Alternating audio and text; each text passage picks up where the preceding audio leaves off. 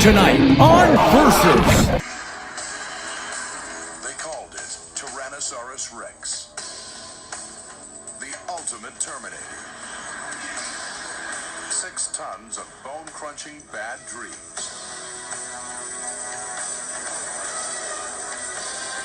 The undisputed king of the dinosaur. There has never been a serious challenger to its crown. It's one of the most mysterious dinosaurs ever discovered. Head like a crocodile. Meter-long jaws. A spectacular sail. And an overall body larger than T-Rex. Who has the biggest, baddest, bone-crushing bite force? Will the T-Rex come out on top with its high IQ? Or will the heavyweight Spinosaurus win the fight with its size? Dr. Adam Britton, a reptile expert who works with saltwater crocs in northern Australia.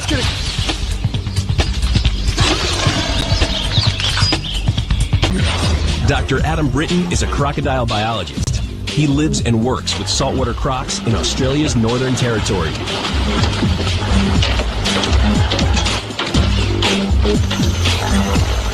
I think I killed it. Croc researcher Adam Britton wondered how they could survive such a brutal ordeal. Crocodiles are very, very powerful animals. They fight all the time, very territorial animals, and we all know how efficient they are with their teeth. At the very least, it's going to get infected. Bacteria are going to get in there, the animal's just going to die from some kind of septicemia.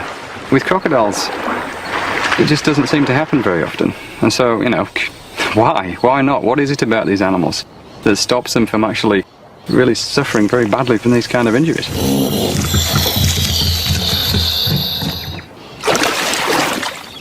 Adam helped make the remarkable discovery that one species, the Australian saltwater crocodile, has a natural antibiotic in its blood. This powerful agent may protect the salties from infection. But do all crocodilians enjoy such protection? If so, it may offer another clue as to why crocodiles are such survivors.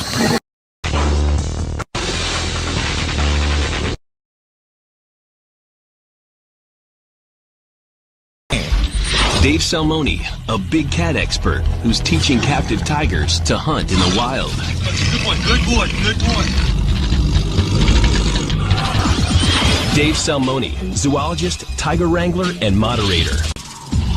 His most recent assignment, training zoo tigers to hunt in the wild. What do you think? Dave Salmoni is a big cat expert. His latest project, an unprecedented attempt to teach captive tigers to hunt. No one has gotten closer to tigers and lived, but not even Dave has been able to measure the power of their paws and jaws.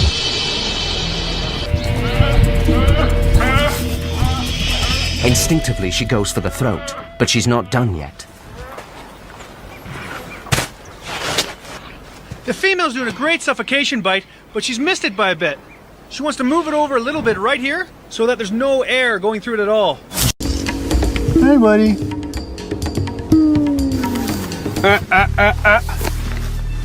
No, no.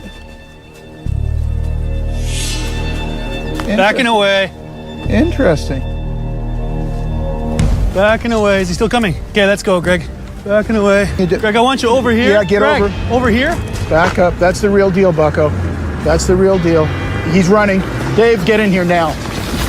Get in here now.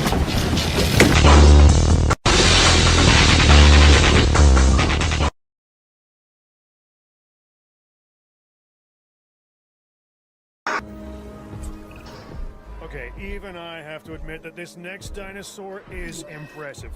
The Spinosaurus is perhaps the largest of carnivores. Of course, I'll never get close enough to one to see for myself, but that's why I have you.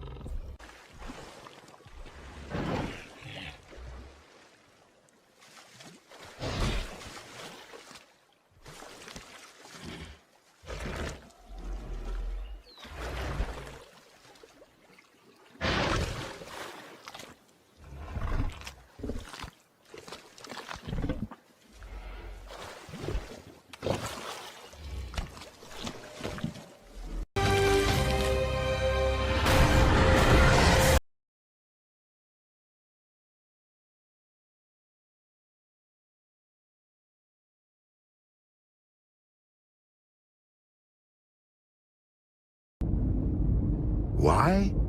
Because the creature's head bears a remarkable resemblance to that of a crocodile. A really big crocodile. With a giant claw powerful enough to punch through metal. A mouth full of crocodile-like teeth. And a sail on its back. It's the biggest, baddest, weirdest dinosaur you've never heard of. Its name is Spinosaurus. Now we unravel its deadly secret. Spinosaurus is a truly amazing dinosaur. It's big, it's really specialized, really well adapted to a different way of life than any other giant creature, and it's just plain weird looking. It certainly is one of the great stars in the history of dinosaurs. Spinosaurus has earned its Hollywood star. It's big and bizarre with a seriously bad attitude. If I heard that there was a living Spinosaurus today, I would be there in a flash. Now, our scientific team is resurrecting this monster to try to figure out how it lived, hunted, and killed. Resurrecting a dinosaur like Spinosaurus is pretty difficult, especially when the first specimen was destroyed and we can't even use those original bones. Recently discovered skull fragments reveal that Spino didn't bite like other big dinosaurs. Its teeth weren't designed to tear through armored skin, bone, and flesh like T-Rex.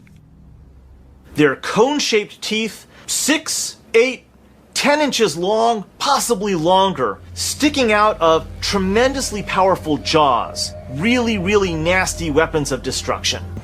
Crocodiles literally shake their prey to bits. And it looks like Spinosaurus used a similar technique. When Spinosaurus got its jaws onto its victim, it would pierce through the meat with those conical teeth.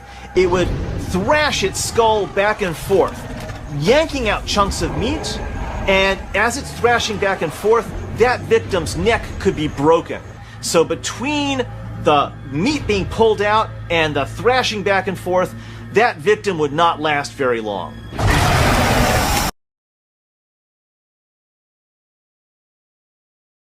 A crocodile-like head measuring 1.6 meters long and 27 centimeter teeth, this not-so-gentle giant was a force to be reckoned with. The spines on his upper back are called a sail. It used these 1.5 meter spines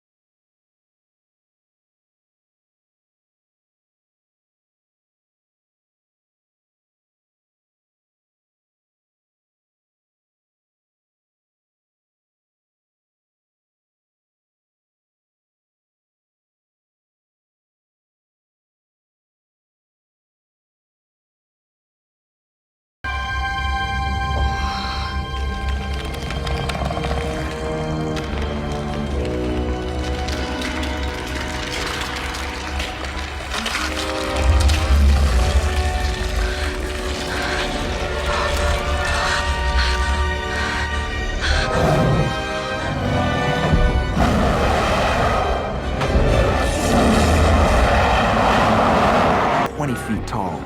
It has a massive jaw, powerful leg muscles, and huge flesh-ripping teeth. It is commonly believed that T-Rex was the ultimate predator, but that would depend largely on how fast he ran. And this is the test Dino Lab is conducting today. To provide expert support for this experiment, we have called in 3 giants in the field of paleontology: Dr. Ryosuke Motani, Professor Ken Stevens, and Dr. Hans Larsen. I think that Tyrannosaurus rex is the most fascinating dinosaur and the most popular dinosaur of all time, and will be for a long time to come, because it's the largest carnivorous dinosaur that we have. There are 2 or 3 contenders, but it's certainly one of the largest. It's one of the oldest known dinosaurs as well. It was named in 1905, so now more than 100 years old. Plus, children's imaginations makes T-Rex the most popular dinosaur.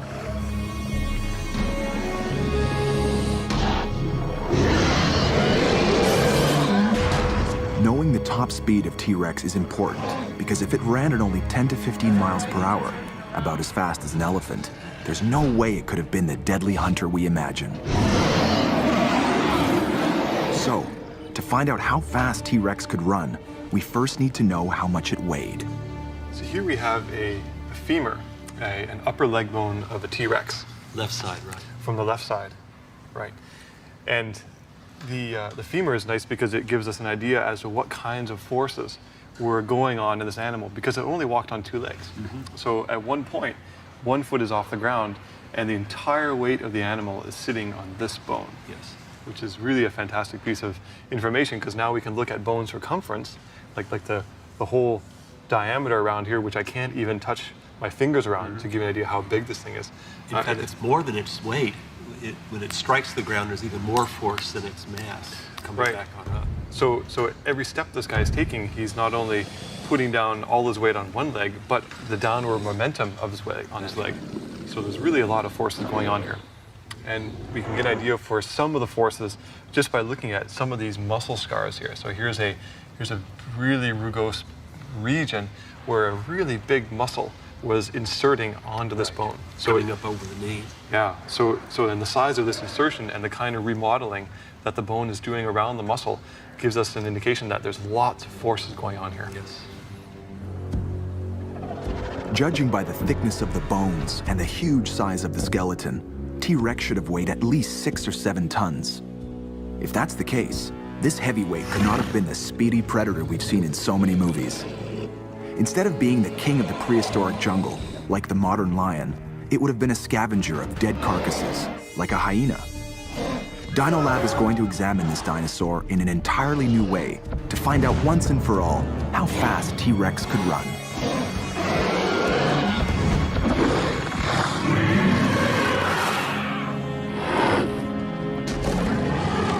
Up the treadmill, come on. Was it the fleet-footed predator of our imagination, or just a big, dumb scavenger of leftovers?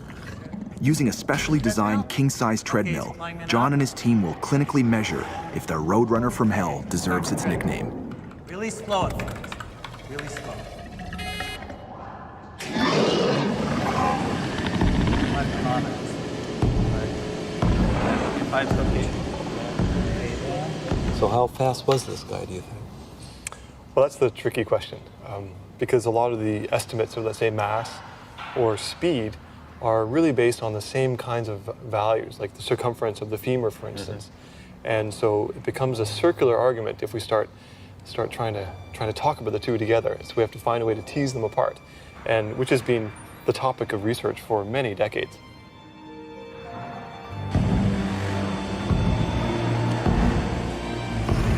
The biggest land animals today, the elephants, weigh up to 5 tons and also have huge leg muscles, but they can only reach speeds of 10 to 15 miles per hour.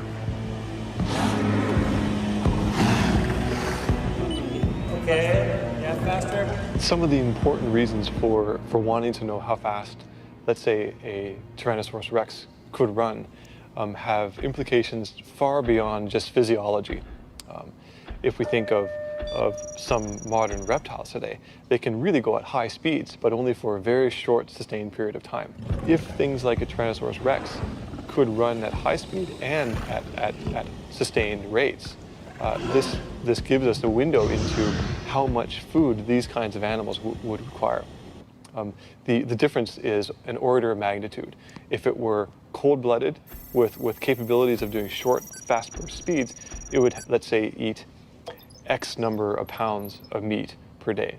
If it were highly endothermic, so warm-blooded, and doing the same thing, it would be 10x the amount of meat per day, which is, if we do the math up now, from how many pounds of meat a T-Rex would have to eat, if it were cold-blooded versus warm-blooded, is we're approaching eating an elephant a day. Okay. Yeah. If T-Rex needed to eat several tons of fresh meat every day, speed and endurance would have meant the difference between life or death. 15. 4 to 5 tons per day is a lot of meat. So the question we need to answer is, how could such a huge and heavy predator be so successful at running down its prey? It turns out that the T-Rex may have had a hidden advantage, one that paleontologists only recently discovered. By taking a much closer look at the T-Rex skeleton, scientists found that its bones are not solid, but riddled with holes. This type of bone structure is common in birds, which need to be light to fly, but totally surprising in a gigantic predator that needs to be strong to fight. And it makes a huge difference to how experts calculate the weight of T-Rex. They used to grossly overestimate T-Rex, taking into consideration the fact that there was a lot of pneumaticity, a lot of hollow bones in the anterior skeleton, maybe not in the tail. Do you think those are still overestimates? A lot of the estimates that we do for things like T-Rex are based on solid bones. Certainly you're right in taking out some of that mass by saying that there's air inside them. Right. I think that we could even go further and maybe take off 40% approximately in terms of total mass, not because of just air filling in many of the bones of the body, but also air fills in a lot of the body cavity. So then if we drop down into the 3-ton range or so for a full adult T-Rex, what do you think the speed would have been? If we were to drop the mass down to something more realistic, realistic along the theropod to bird evolution side, that we can probably, with confidence, say that they could run upwards of 25 miles per hour, no problem, and maybe even more. Some of the things that we have to take into account that have yet to be taken into account in terms of how fast a T-Rex could run are beyond computer models right now. Things like shock absorption, how much energy is stored within inside tendons or springs inside the body. If we look at the tails of T-Rex, they're very long. Half the length of the T-Rex is in the tail. The tail is also very stiff, with lots of muscles and tendons sheathing the outside of the tail, making it essentially a balancing organ. Now, if you put this thing on a treadmill and we watch how it runs, I would bet a lot of money that the tail is actually acting not only as a balancing organ, but as some kind of a force spring storage.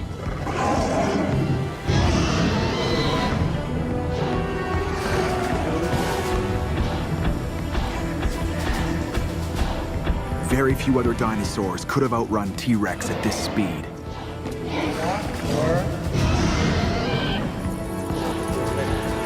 25.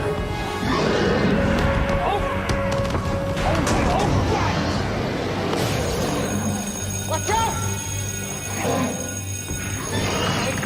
Getting up!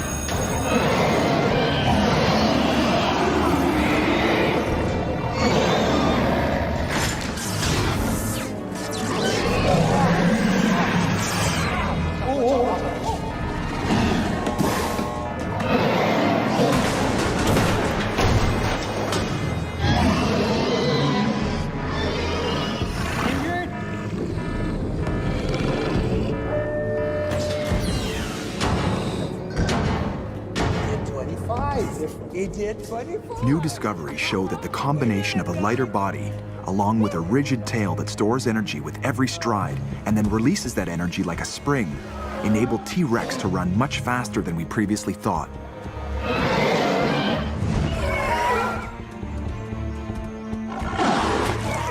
If T-Rex could run fast enough to catch any other dinosaur that had the misfortune to cross his path, what defensive mechanisms and survival strategies did other dinos use to protect themselves from those flesh-ripping teeth?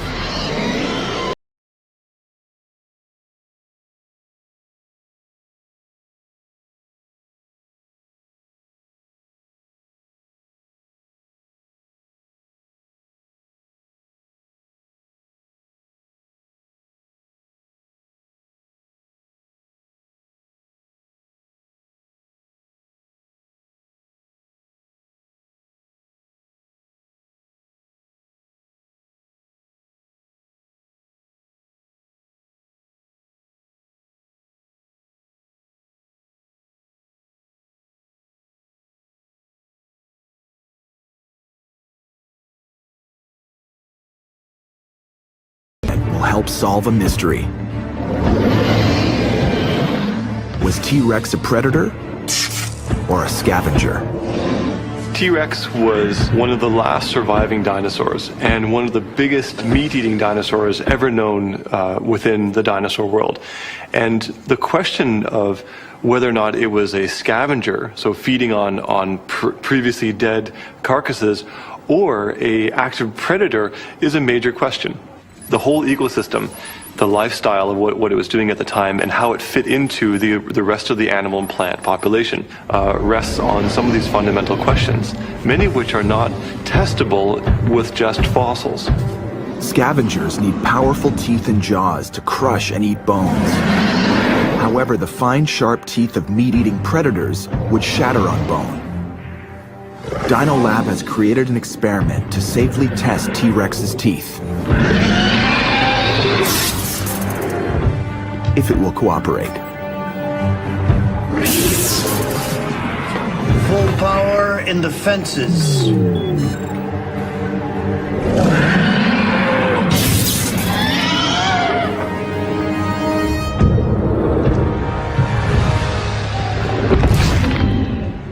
High voltage shocks are designed to stop aggression, like a stun gun. Are we getting all his vitals? But there can be lethal side effects.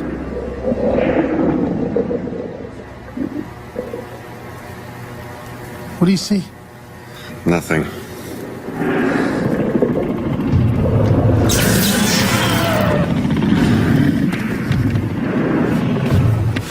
Are you okay? Yeah, it's fine. Don't worry about it. T-Rex is back in action. Dino Lab team is now ready to see if T-Rex had the bone-chomping power of a scavenger. This is an upper jaw right there. That's huge. So the size of it, all this bone is here. Very just solid. It's raw, it's solid bone just to support these massive teeth. Right. Well, we do see that in some carnivores.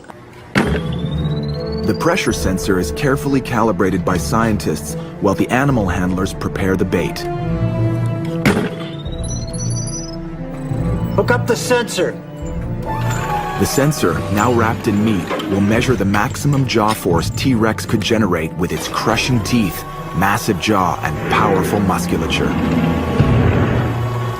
Lower away. We can look at bite force by looking at biomechanics of the entire skull. And this requires looking at all the different joints in the skull, all the different bones, all the different muscle reconstructions, and see if we can come up with an idea of what the skull was doing in life. See how hard this guy can bite.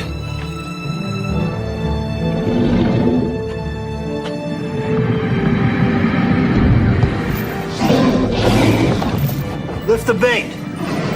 Let's see if it bites harder. The sensor is not reading the power range required for a scavenger.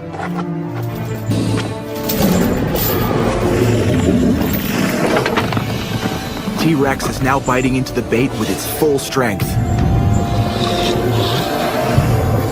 The sensor is starting to overload. Drop it! Drop it now!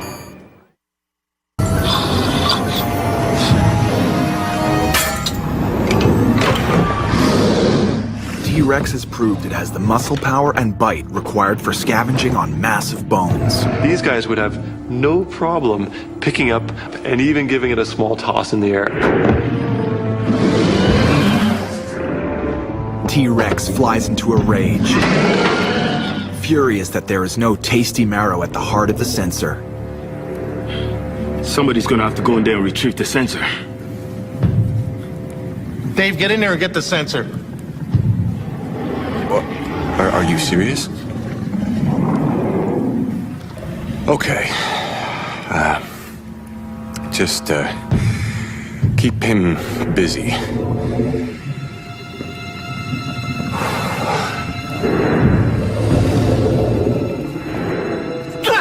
Dave's colleagues have been testing his courage. Now they know he can be trusted in the face of any danger. Okay. Okay, folks, let's clean up this mess and we'll set up for the sauropod experiments.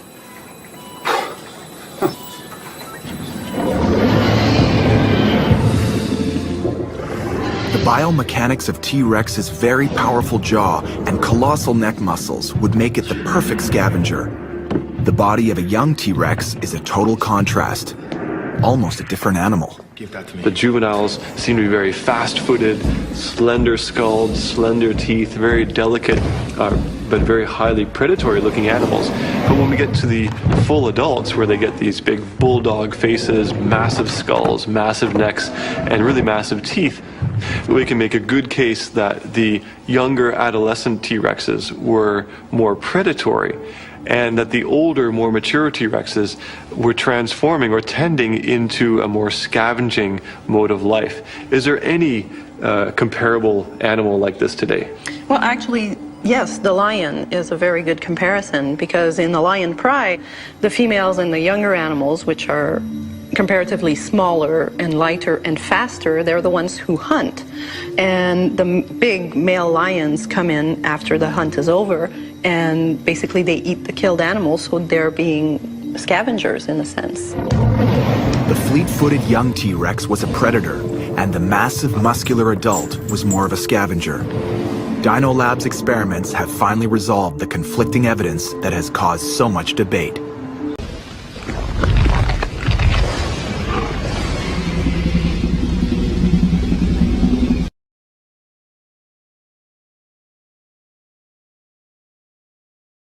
Lions have a bite force of about 4,500 kilopascals, but that's nothing compared to a tiger's bite force of 7,240 kilopascals.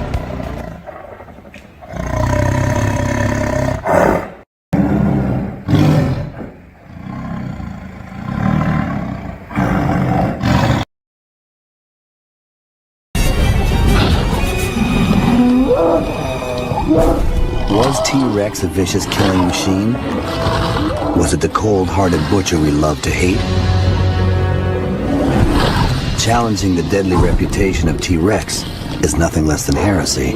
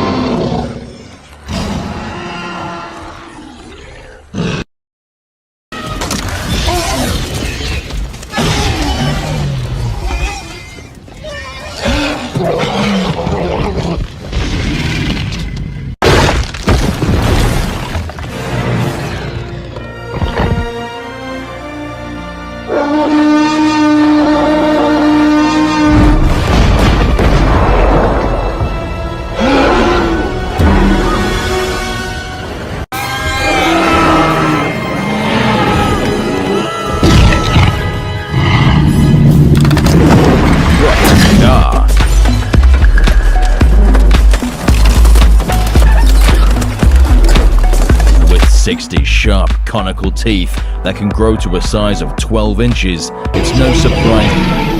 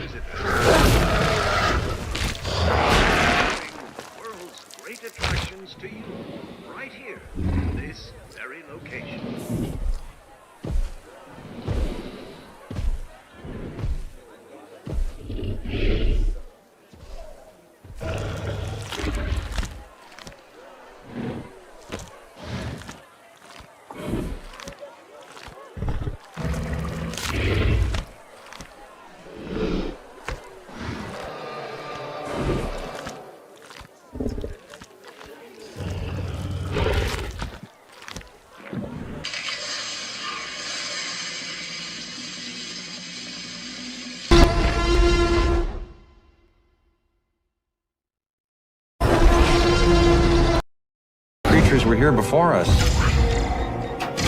And if we're not careful, they're going to be here after.